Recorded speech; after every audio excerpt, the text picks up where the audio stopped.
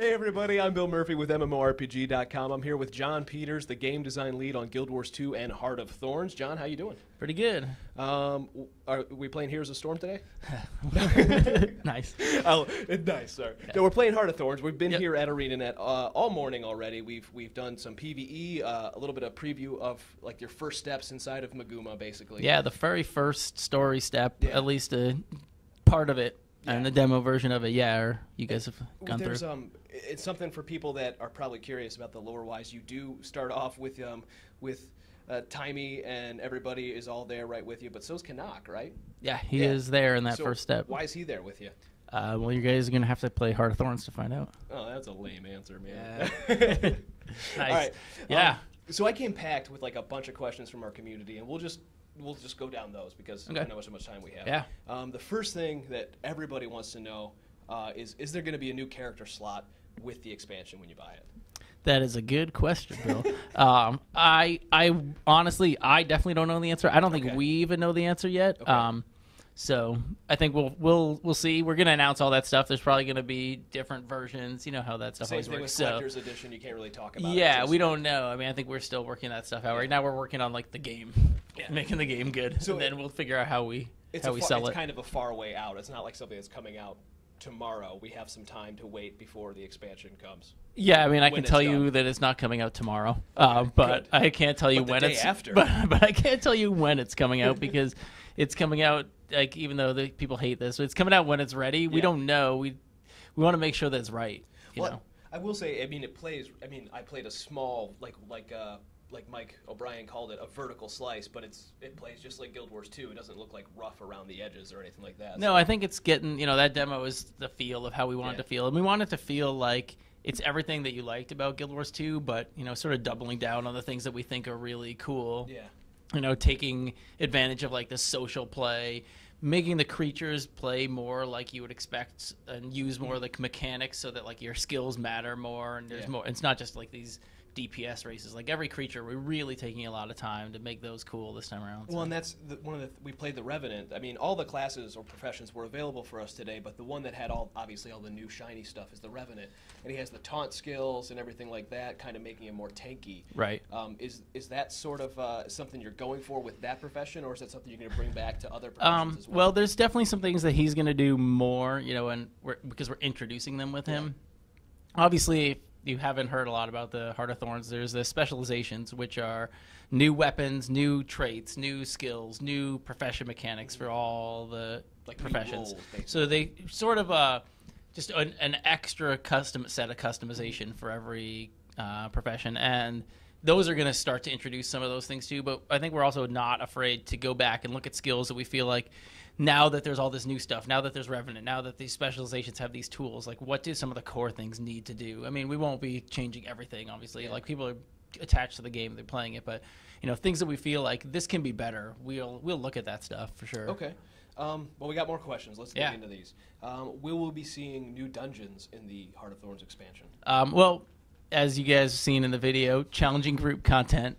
I like to use those terrible phrases. Yeah. There's going to be stuff. We just aren't ready to say exactly what the content is yet. Okay, fair enough. I think as long as people know it's coming, they'll be happy.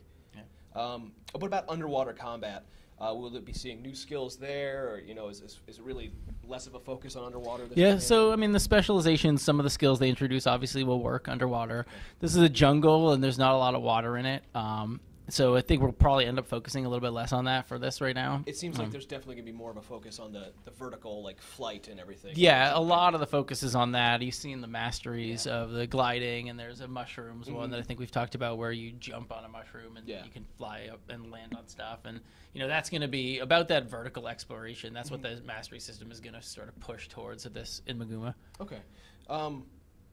Well, I guess somebody wants to know specifically, this is kind of a story-based question. How will the story of the Revenant tie into the fact that the Revenant didn't exist until Heart of Thorns came out? You won't be able to start in the same place as you did with all the other professions. Well, I think you will. I mean, if you think about it, what is the story of the Elementalist? I think there's a problem that we never really answered, and we should have. Like, what is the origin of all these things? Where does this power come from? Because it sort of makes you care about it and understand it more. You see, in a really strong systems, and I think we wanted to do that with the Revenant, is sort of set up we've sort of set up like, okay, this is where his power comes from. This is what he is. And that doesn't mean that you can't start in the same starting areas. Okay. It just means that like you have some sense of origin that I don't think you have like as an engineer.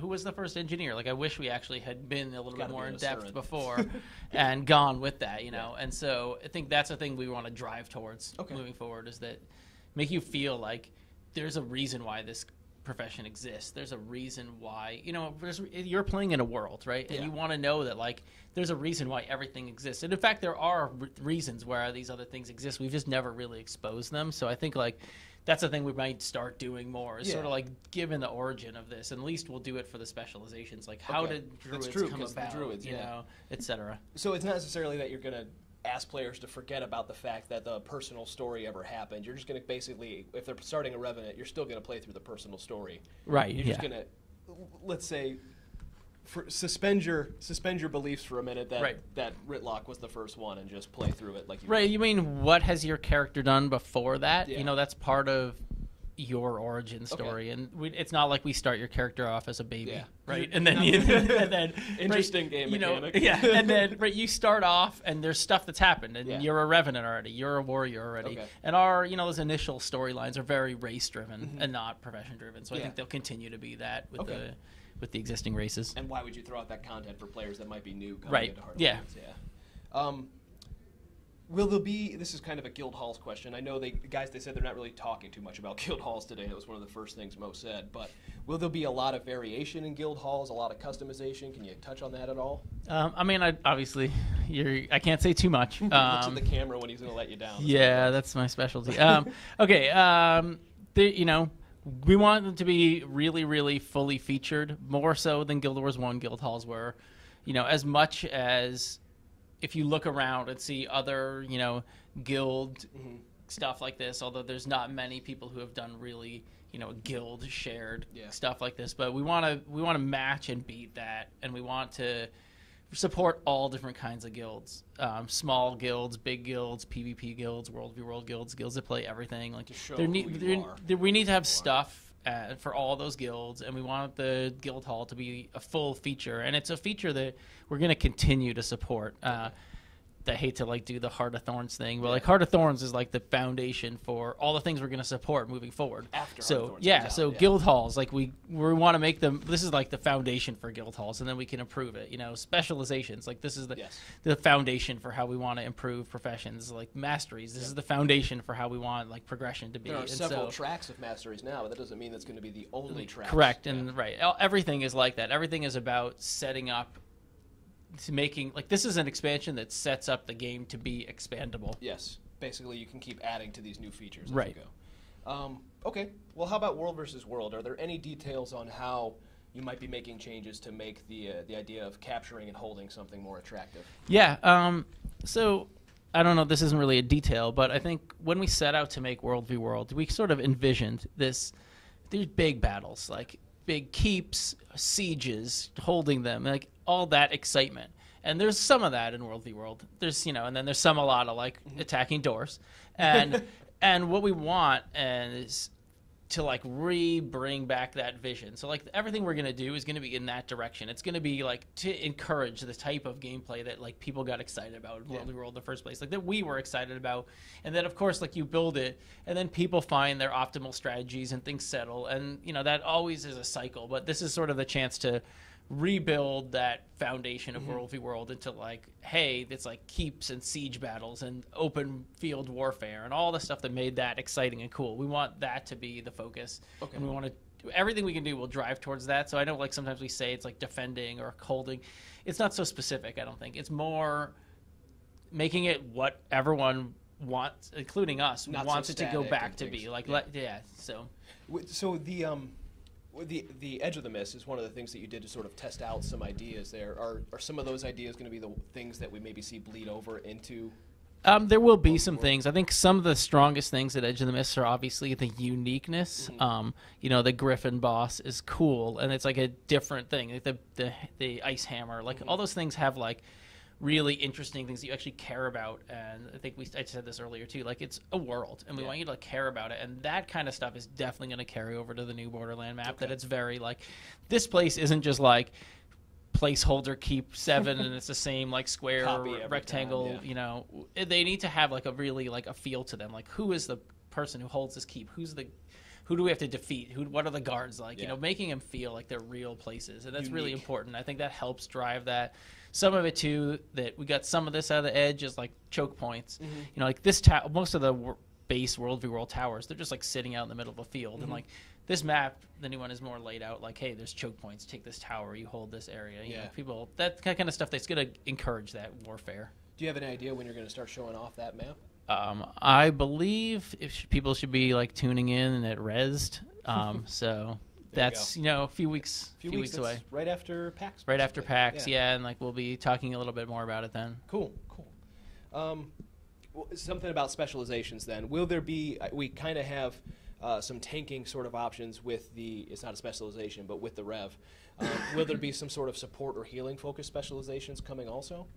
That's a good question. This kind of goes back to what I was saying about the creatures.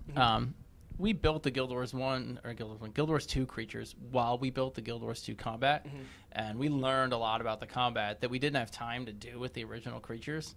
There's so many tools, all the things that players can do. Yeah. And like a lot of people talk about like, oh, there's not roles in Guild Wars 2. That was never the intention. Specializations are gonna absolutely encourage that, and really the most important way that we're going to try and encourage that is with creatures. You know, you've seen like the Wyvern. You fought a little bit. I was showing you this in the demo. The husks, like just you're dropping confusion, dropping conditions on them. They have tons of armor. That is a very different feel. We want people to like think about their builds, think about what the creatures are, think about you're fighting a thing that you need to. In the Wyvern of the demo has this Defiance bar, the replacement for Defiance. And it's like there are phases. Like when he goes to take off, his Defiance bar comes up. You want to use your control skills and bring him back down. Now he's down. Now you got to use your support skills because once he's down, you use your extra damage. That's when you really spike your DPS. He comes back up. You're kind of just using your positioning skills, moving around, staying behind him, keeping fire everywhere. Yeah, and then he kind of goes into his wing mode where he's like flapping his wings and sending everyone flying. That's sort of your opportunity for support. You know, handing out stability, giving people vigor so they can dodge it. There's all all the creatures need to have more phases like this where they set you up to use the tools that we have given you as players, right? Yeah, and it reminds me of sort of the end of the Living World season. There were these, I don't know if they were Script. No, they were Mordrum, I think. But they had the ability to heal. They were running around. The Mordrum trolls. Yeah. Mender, troll menders. That's it. And those I immediately guys. thought, I'm like, I would love to be that support role, even if it's not necessarily a healer per se. Yeah, you're going to see one of the legends on the Revenant that we haven't talked about. Very supporty. There are some specs, which specializations, but I like to call them specs. Just like you say Rev for Revenant, I say specs for specializations. It's a lot easier to say. We're lazy. Yeah, but supporty specs, very. No, I don't want to use the word tanky, but I will anyway. Tanky specs. Well, it's not a typical tank, though. It's not like you're just like the only guy holding aggro. It's just you have abilities to help control. Very defensive and in PvP too. Yeah, so I think that's sort of the goal is to let you specialize in a role, right? That's what the specializations are there for. And yet still swap back to any other role immediately. Well, let's talk about something that people do love also Guild Wars 2 for, the jumping puzzles. As you said, one of the mastery tracks is actually like the jumping on mushrooms and things like that.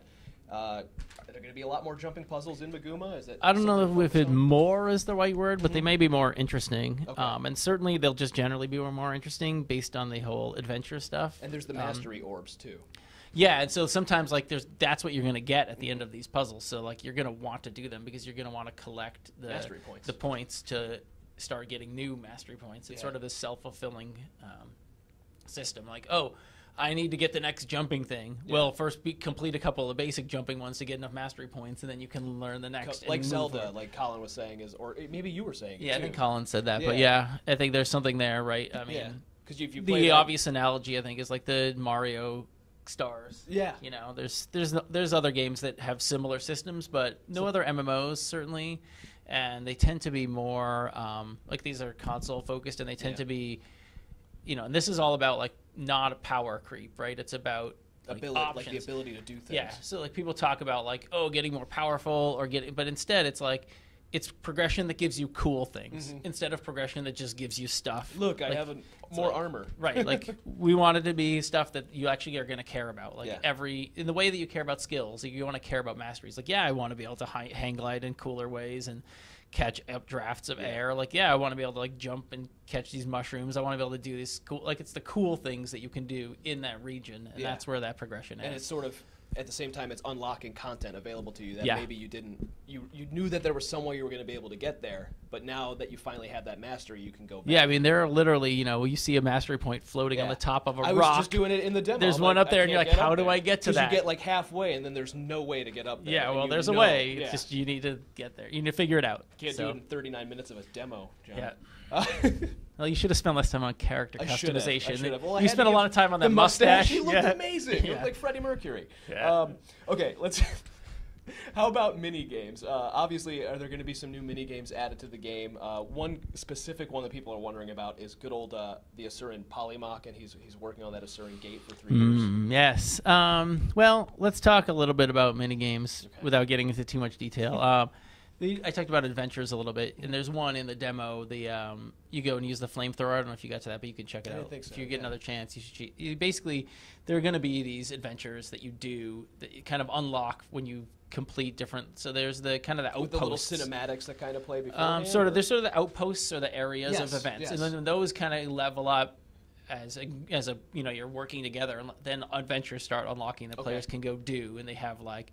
They're sort of like some of them will be a jumping puzzle. Some of them will be like a race. Some of them will be like, use this flamethrower to burn away all these mordrum vines. So there's that kind of like in the open world mini games that are going to kind of be one of the big features. I mean, that is different from the original open world stuff. That we really call that stuff out a little bit more and get you excited about it. That's kind of sitting there waiting for you to do it, but it's actually part of the world. Yeah, is what you're saying. Yeah, and like part of unlocking it is working together to open up the thing, and then it's open, and now you can go try it out. Rewards for doing it and everything else. Yeah. Okay. I guess people are wondering about the legendaries now with the whole legendary mastery path that you'll be able to work towards. Will the same gifts and basic ingredients for legendaries remain the same? Yeah, I mean legendary from I think we call them precursors, and at least everyone else does. Yeah. So from precursor to legendary, it will be the same. Okay. The important thing is. There'll be a reasonable and like a planned out way to get the precursor. Yes. Right. Which is all through the masteries, which you guys will be able to see probably while you're listening to this. I'll show a little clip of the work in progress mastery bar. There is like a mastery track for getting your precursor. Yeah. Which involves a whole bunch of stuff that you can't talk about just yet. Yeah. Yeah, and we'll get there soon. So. Yeah. It'll be cool. It will be a lot more than just throwing things in the Mystic Toilet. That we can assure. Yeah, I think that's an important element. Is like we want you playing the game and going out in the world, doing stuff like that's out there. Is Especially there's so much. I was telling you I think earlier that I've been playing hundreds of hours, and I think my highest map completion is somewhere around like the high 30s. Yeah. I mean, I'm nowhere near a legendary. Yeah, I have a character that's like 68. Yeah. And I was that's like, your highest. Yeah. Yeah. There's so much content I haven't actually seen. Yeah. Okay, well, how about any details on that new precursor hunt? Is there anything you can say about it? Probably just that it's going to take you to do stuff in the world. Okay. And that obviously there'll be new legendaries too that kind of Heart of Thorns introduces. I'm not actually sure what the number is, but lots of them. Some cool ones. I've seen a handful of them so far, but it's the stuff that we're working on. So cool. I think otherwise. Is there anything specific that you want to mention that maybe I didn't cover from our fan questions and my own questions? Just obviously we're super excited about this. We've been working hard on it, and we think it takes everything that you liked about the game and is kind of reinforcing it. Like we know what players are like about our game, or we think we do, and we want to keep letting them do that. We want to give them new skills for their existing characters. We want to give them like a reason to play in these regions, but we don't want to invalidate the time they've spent. So like everything that Guild Wars 2 was about in the first place, this is sort of the chance to really like make that happen Yeah. as much as we can, and like everything that you were excited about the first time around, like you should be excited about again To start again. Yeah. And it's I love the fact that you're able to you have these new mastery paths and you're still progressing your character, but it's not necessarily like a straight okay, so I'm leveling to 100 and that's the next progression. It's Right. Yeah. It's very much like the same. Like I said, it's everything Guild Wars, right? Yeah. It's not no invalidating your characters, like just everything we old talked bosses about. will still be fun to go play and Yeah. everything like that. Yeah. And actually, the old world bosses will be getting the new Defiance Yeah. break system, Which is kind of like, oh, we didn't talk about that. yeah, too the much. bar. Yeah, we're probably running low on time, but it's like interrupt armor, Yeah. essentially. But Yeah. anyway, I guess I should wrap it up because we've been talking for 20 minutes. John, thank you as always, man. I Hey, appreciate it. yeah, it was great to see you. Great to see you too. Don't right. forget to follow us on Twitter, Twitch, YouTube, and Facebook, and maybe Google Plus at MMORPG.com without the dot. Thanks a lot, guys. We'll have more coming for Heart of Thorns real soon.